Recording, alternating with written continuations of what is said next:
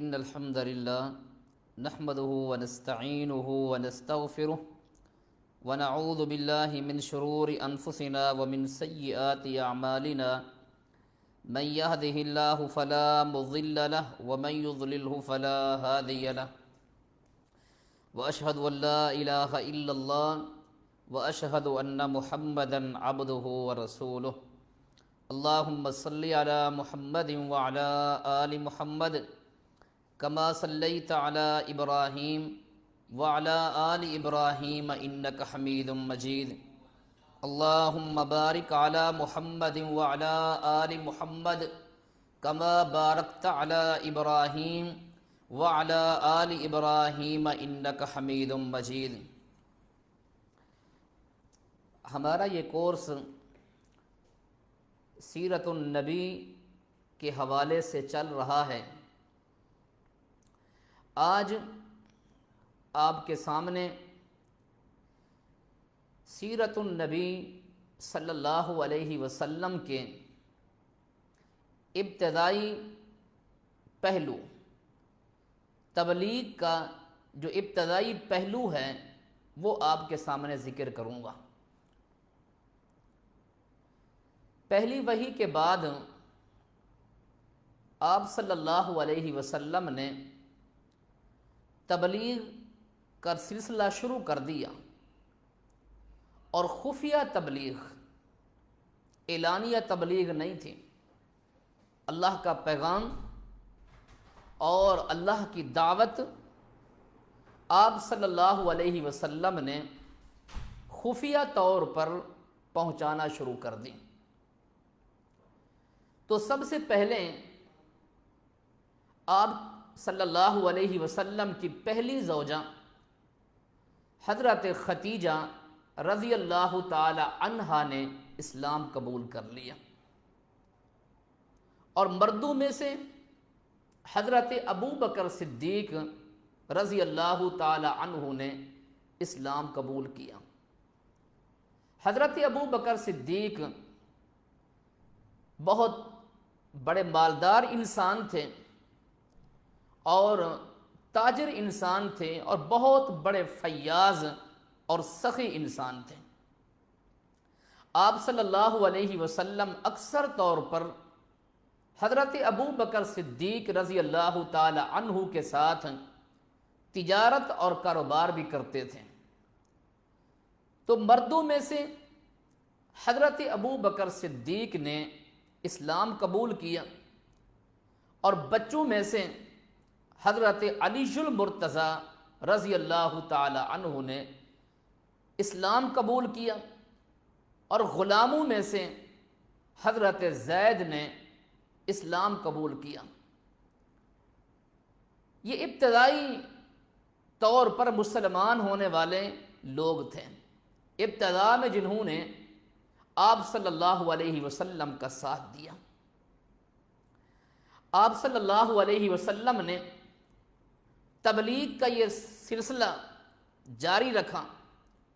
ان کے بعد حضرت عبد الرحمن بن عوف، حضرت طلحہ، حضرت زبیر، حضرت سعید، حضرت خباب، حضرت بلال حبشی، حضرت عمار بن یاسر، حضرت عمار کی والدہ سمیہ رضی اللہ تعالی عنہ، حضرت عثمان رضی اللہ تعالی عنہ، یہ وہ لوگ ہیں، صہیب رومی، جنہوں نے آپ صلی اللہ علیہ وسلم کی دعوت کو قبول کیا اور آپ کی دعوت پر لبیک کہا۔ حضرت ابو بکر صدیق رضی اللہ تعالی عنہ کا مختصر سا تعارف آپ کے سامنے پیش کرتا ہوں۔ حضرت ابو بکر صدیق رضی اللہ تعالی عنہ، قرآن نے انہیں نبی کا صاحب، نبی کا صحابی کہا ہے۔ اذ یقول لصاحبہ لا تحزن ان اللہ معنا۔ حضرت ابو بکر صدیق نے آپ صلی اللہ علیہ وسلم کا بڑا ساتھ دیا، تمام حالات میں تمام حالات میں آپ کا ساتھ دیا، تبلیغ کے معاملے میں بھی آپ کے ساتھ رہے۔ بہت سارے صحابہ کرام ہیں جنہوں نے حضرت ابو بکر صدیق کی دعوت اور تبلیغ کی وجہ سے اسلام قبول کیا، اور اسی طریقے سے ہر وقت اور ہما وقت حضرت ابو بکر صدیق کی یہ خواہش ہوتی تھی کہ رسول اللہ صلی اللہ علیہ وسلم کو میں ساتھ دوں، ہما وقت آپ صلی اللہ علیہ وسلم کا ساتھ دینے کے لیے تیار رہتے ہیں۔ حضرت ابو بکر صدیق کو اتنا آپ صلی اللہ علیہ وسلم کے ساتھ محبت تھی، یہاں تک کہ حضرت ابو بکر صدیق آپ کی ہجرت کے ساتھی ہیں۔ ہجرت مدینہ یعنی مکہ سے جب آپ نے مدینہ کی طرف ہجرت فرمائی تھی، اس وقت آپ کے ساتھی سیدنا ابو بکر صدیق تھے رضی اللہ تعالیٰ عنہ۔ رسول اللہ صلی اللہ علیہ وسلم جب بھی غزوے کا یا مارکے کا حکم دیتے تو حضرت ابو بکر صدیق سب سے پہلے پہنچتے ہیں، اور جب لوگوں نے آپ صلی اللہ علیہ وسلم کے معراج کے معاملے پر تکذیب کر دی تو حضرت ابو بکر صدیق نے تصدیق فرمائی، آپ صلی اللہ علیہ وسلم کو صادق، امین اور سچا کہا۔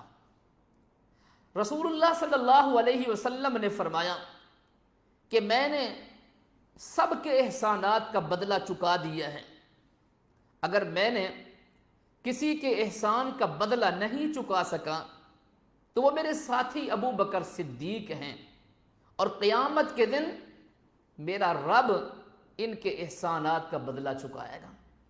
اگر میں کسی کو اپنا خلیل بناتا تو ابو بکر صدیق کو میں اپنا خلیل بناتا، اور فرمایا کہ قیامت کے دن میرا خیال یہ ہے کہ جنت کے 8 دروازوں سے جس صحابی کو یا جس شخصیت کو پکارا جائے گا وہ میرے صحابی ابو بکر صدیق ہیں رضی اللہ تعالیٰ عنہ۔ جب کسی نے پوچھا کہ مردوں میں سے کون آپ کو محبوب ہے، جب آپ سے پوچھا گیا من احب الناس الیہ، کہ لوگوں میں سے سب سے زیادہ محبوب آپ کے ہاں کون ہے، تو آپ نے عائشہ صدیقہ کا نام لیا۔ سوال کیا گیا من الرجال، مردوں میں سے، تو آپ صلی اللہ علیہ وسلم نے فرمایا کہ مردوں میں سے صدیقہ کائنات کے باپ ابو بکر صدیق سے محبت ہے، تمام انسانیت سے بڑھ کر مجھے محبت ہے سیدنا ابو بکر صدیق رضی اللہ تعالی عنہ سے۔ اور حضرت ابو بکر صدیق رضی اللہ تعالی عنہ کی صاحبزادی سیدہ عائشہ صدیقہ رضی اللہ تعالی عنہ۔ تاریخ اس بات پر شاہد ہے کہ حضرت ابو بکر صدیق نے تمام حالات میں غزوہ بدر ہو یا غزوہ احد ہو یا غزوہ احزاب ہو یا غزوہ خندق ہو، تمام حالات میں غزوات میں آپ صلی اللہ علیہ وسلم کا ہمیشہ جو ہے وہ ساتھ دیا۔ رسول اللہ صلی اللہ علیہ وسلم نے اپنی حیات طیبہ میں اپنے مصلی پر اپنے ساتھی ابو بکر صدیق کو کھڑا کیا۔ آپ صلی اللہ علیہ وسلم نے اپنی حیات طیبہ میں اپنے مصلی پر کھڑا کیا سیدنا ابو بکر صدیق رضی اللہ تعالی عنہ کو۔ حضرت ابو بکر صدیق رضی اللہ تعالی عنہ خلیفہ بلا فصل ہیں اور پہلے خلیفہ ہیں، خلیفہ بلا فصل ہیں سیدنا ابو بکر صدیق رضی اللہ تعالیٰ عنہ۔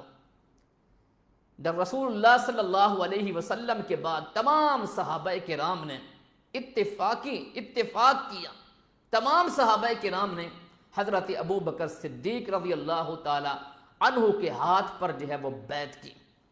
حضرت ابو بکر صدیق رضی اللہ تعالیٰ عنہ نے رسول اللہ صلی اللہ علیہ وسلم کے بعد آپ کی جو وصیتیں تھیں اپنے دور خلافت میں ان کو نافذ فرمایا۔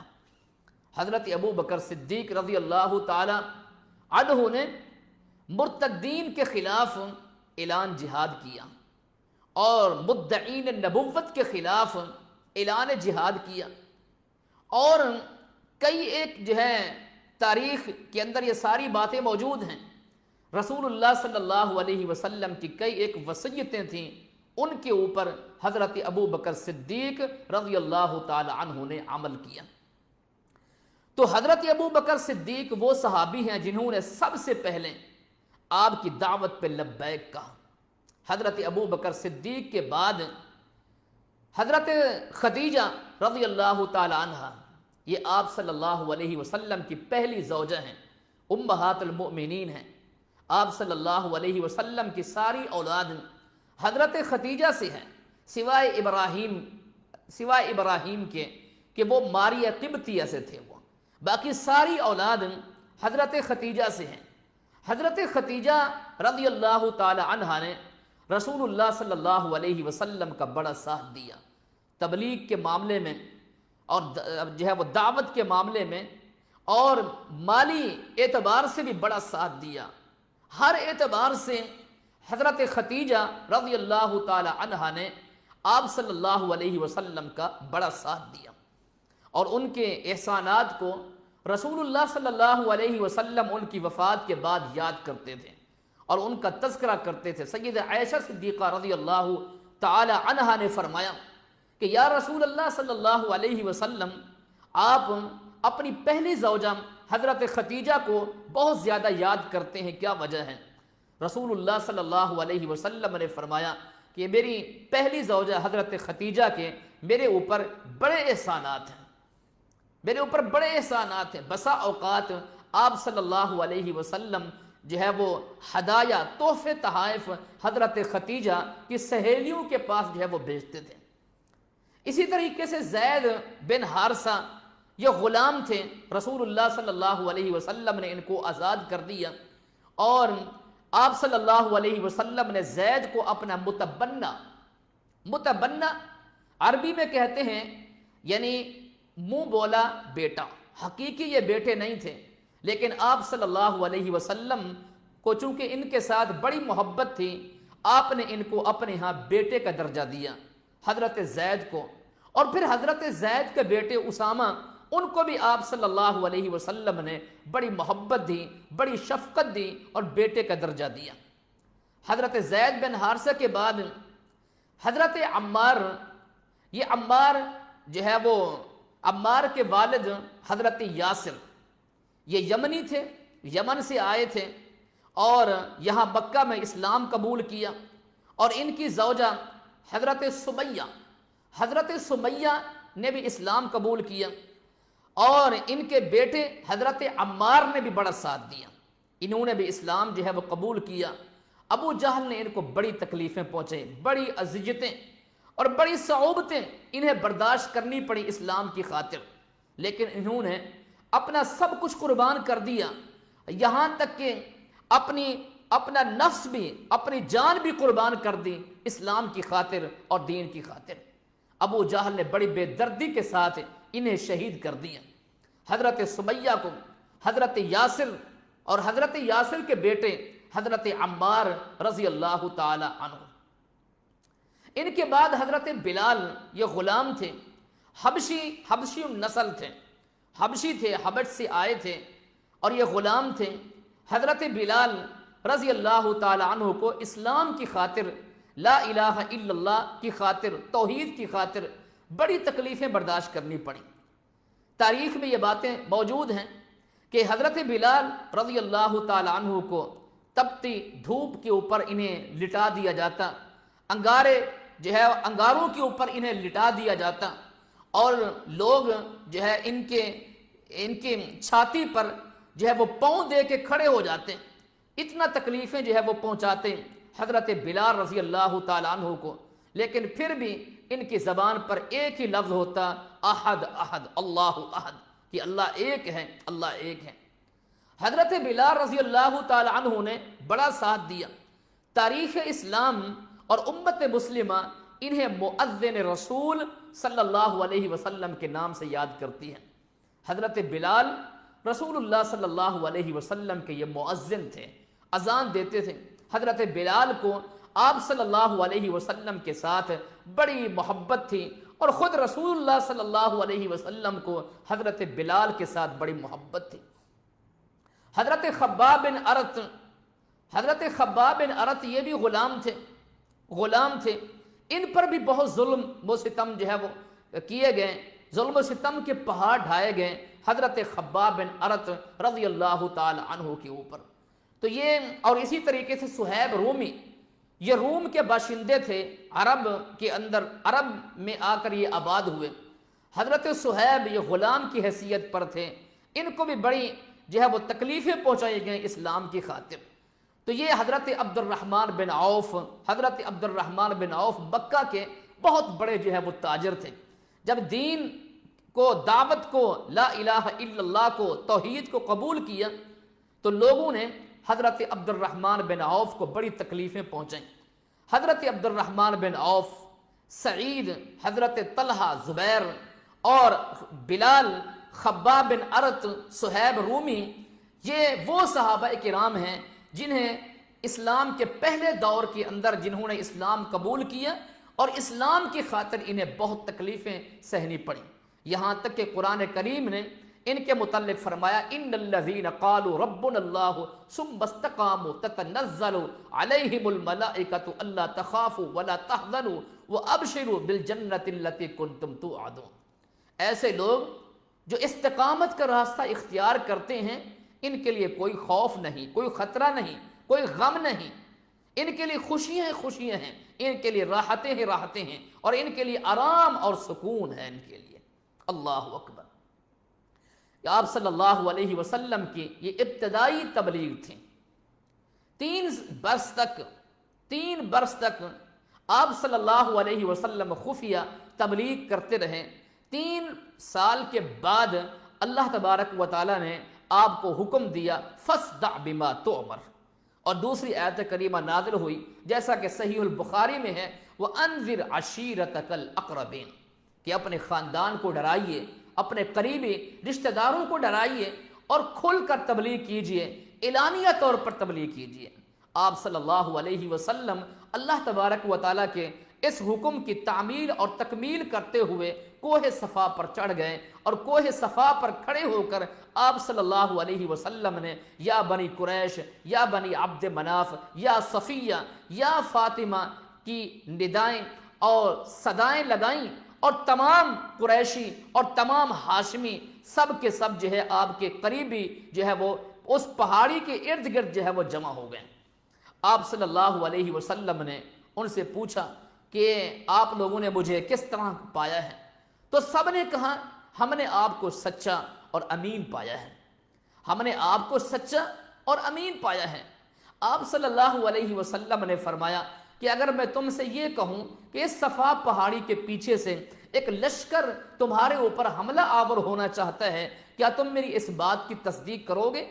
سب نے کہا ہاں، نعم، ہم آپ کی اس بات کی تصدیق کریں گے کہ آپ جو ہے وہ سچ کہہ رہے ہیں، اس لیے کہ آپ سچے انسان ہیں، اس لیے کہ آپ جو ہے وہ امین، امانت دار انسان ہیں۔ رسول اللہ صلی اللہ علیہ وسلم نے فرمایا کہ اگر تم میری اس بات کی تصدیق کرتے ہو تو پھر اس بات کو بھی تسلیم کر لو، اس بات کو بھی مان لو کہ اس پوری کائنات کا ایک الہ ہے اور ایک ہی معبود ہے۔ قولوا لا الہ الا اللہ، تم سب لا الہ الا اللہ کہو، سب موحد ہو جاؤ، بت پرستی کو چھوڑ دو، تفلحو، کامیاب ہو جاؤ گے، فلاح ہے، کامیابی ہے۔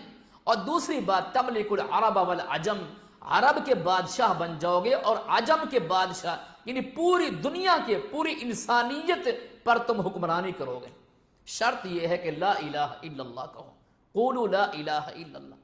آپ صلی اللہ علیہ وسلم کے چچوں میں سے ابو لہب نے سخت ترین الفاظ استعمال کیے اور سخت برہمی کا اور ناراضگی کا اظہار کر کے وہ وہاں سے جو ہے وہ چلا گیا، اور اللہ تبارک و تعالیٰ نے وہ سخت ترین الفاظ جو اس نے رسول اللہ کے لیے استعمال کیے، اللہ تبارک و تعالیٰ نے وہی الفاظ ابو لہب کے لیے استعمال کیے۔ اس کے بعد اعلانیہ طور پر آپ صلی اللہ علیہ وسلم نے تبلیغ کا جو سلسلہ ہے اس کو جاری رکھا ہے۔ اس کو آپ صلی اللہ علیہ وسلم تبلیغ جو ہے وہ منڈیوں میں جاتے اور اسی طریقے سے بسا اوقات حرم میں آ کر جو ہے وہ تبلیغ کرتے اور بت پرستی کے خلاف اور ان کی غیر اخلاقی حرکات کے خلاف۔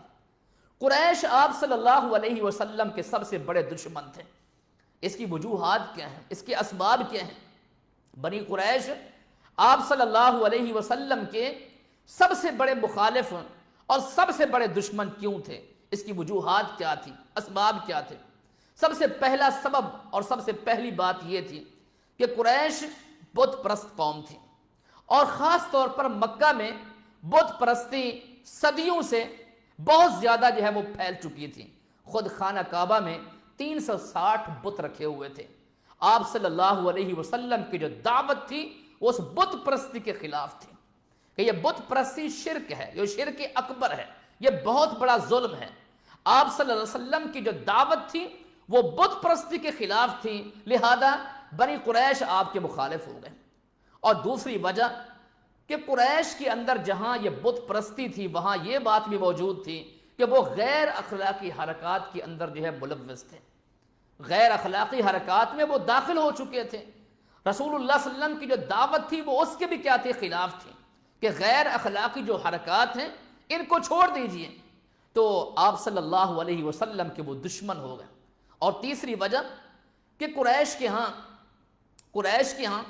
قریش کا ایک نام تھا اور قریش کا اقتدار تھا اور قریش کی ایک شہرت تھی۔ عرب کے ہاں قریش کا ایک منصب تھا، ایک مقام تھا۔ تو قریشوں نے سمجھا کہ یہ جو ہے وہ یہ رسول صلی اللہ علیہ وسلم یہ تو ہمارے اقتدار کے خلاف ہے، یہ ہمارے مشن کے خلاف ہے، ہمارے منصب کے خلاف ہے، یہ تو ہماری شہرت کو برباد کر کے رکھ دے گا، لہذا وہ آپ صلی اللہ علیہ وسلم کے جو ہے وہ دشمن ہو گئے۔ اور اس اتنا دشمن یعنی سخت ترین جو ہے وہ دشمن ہو گئے۔ اور تمام رؤساء قریش یعنی سرداران قریش سب نے مل کر، اس کے اندر عتبہ بھی تھا، اس میں شیبہ بھی تھا، اس میں ولید بھی تھا، اس میں ابو جہل بھی تھا، یہ سب کے سب جمع ہو کر ابو طالب کے پاس پہنچے کہ اپنے بھتیجے کو روک دیجئے، اپنے بھتیجے کو منع کیجئے کہ اپنی دعوت جو ہے وہ چھوڑ دیں، دعوت کا کام جو ہے وہ ترک کر دیں۔ ابو طالب نے رسول اللہ صلی اللہ علیہ وسلم کو بلایا، اپنے بھتیجے کو بلایا کہ یہ میرے پاس آئے ہیں، ایسا ہے کہ میری خاطر آپ اپنا جو ہے وہ کام چھوڑ دیجئے، میرے اوپر آپ زیادہ بوجھ نہ ڈالیں، میری وجہ سے اپنا کام ترک کر دیجئے۔